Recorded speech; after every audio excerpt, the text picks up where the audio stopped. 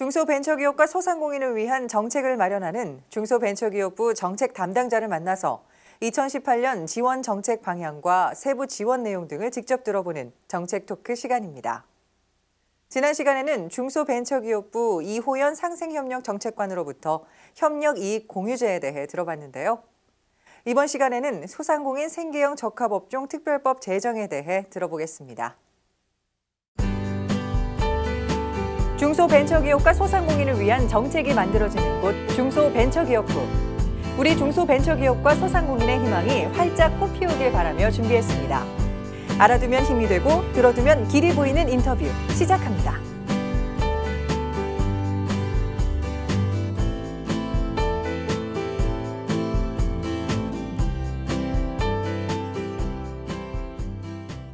자, 이번에는 소상공인 우리 상인들에 대해서 이야기를 좀 해볼게요. 네. 지난 12일이었습니다. 그 생계형 적합업종 특별법 제정을 위해서 국회 앞에서 또 요구도 하고 집회도 있었는데 안 그래도 6월인가요? 그 47개 품목이 이제 지정에서 회제가 되면서 꼭 이걸 지정이 필요하다 이렇게 요청을 하고 있는 상황입니다. 이런 것들도 어떻게 보시나요?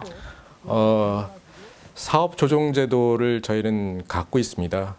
대기업이 나름대로 이제 여러 가지 사업들을 하면서 또 어떤 때는 이제 대기업들 소상공인들이 운영하고 이제 영위하고 있는 그 업종에 진출하는 경우가 좀 있습니다. 예. 이제 저희가 대기업이 이제 골목상권 진출한다 이런 이슈들이 이제 사회적으로 이전에 많이 되고 있는데 그런 사안들이 좀 이제 생길 때 확산되거나 이렇게 할 때마다 저도 좀 안타까운 측면들이 많이 있는데요. 기존의 골목 상권에서 소상공인이 상당히 영세한 규모로 그다음에 소득도 그렇게 매출도 규모도 크지 않은 그런 업종에도 진출하는 것에 대해서는 소상공인들이 어떤 경쟁력을 갖기 전에 대기업들이 들어오게 되면 골목 상권 자체가 전부 다 와해될 수 있는 여지가 있기 때문에 이건 국가나 사회적 전체적으로 한번 요 영역은 보호해 줄 필요가 있지 않겠느냐. 그래서 이제 저희가 일정 부분 조건에 맞는 경우에 대기업들이 이제 골목 상권에 들어올 때 이게 골목 상권에 있는 소상공인들의 업종을 침해할 가능성이 있다라는 판단이 섰을 때는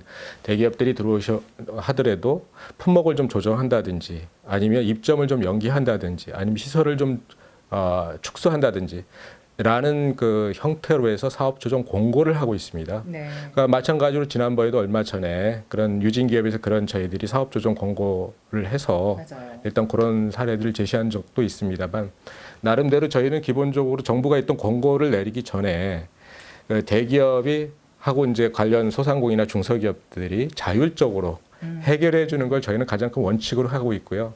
정부가 무조건 이제 권고를 내리거나 어떤 조치를 내리기 전에 저희는 그 양 당사자들 중심으로 해서 자율적으로 조정해서 협의를 좀 해나갈 수 있도록 그 분위기를 먼저 유도해 나가고 만약 그게 어려울 경우에 서로 조정이나 타협이 좀 안 된다 그랬을 때 이제 저희가 뭐 중재를 할 수 있도록 그런 노력들을 좀 하고 있습니다. 네. 네, 다만 정부가 사업 조정 권고를 하고 아니면 대기업들이 들어오는 걸 일시적으로 유예를 시키거나라는 것도 상당히 의미는 있습니다만 저희는 이제 궁극적으로 이게 뭐 5년, 10년 계속 갈 수는 없다고 생각을 하고 있고요. 중요한 거는 저희가 그 골목 상권의 소상공인 분들이 그러한 영위할 수 있는 기간들은 일정 정도 보호를 해드리고 그 이후부터는 이분들이 나름대로 경쟁력을 가질 수 있도록 적극적으로 지원해서 이제는 한 10년, 5년이나 뭐 7년 이렇게 10년 정도 되면 이제는 대기업들이 들어와도 큰 걱정이 없겠다라는 식으로 저희는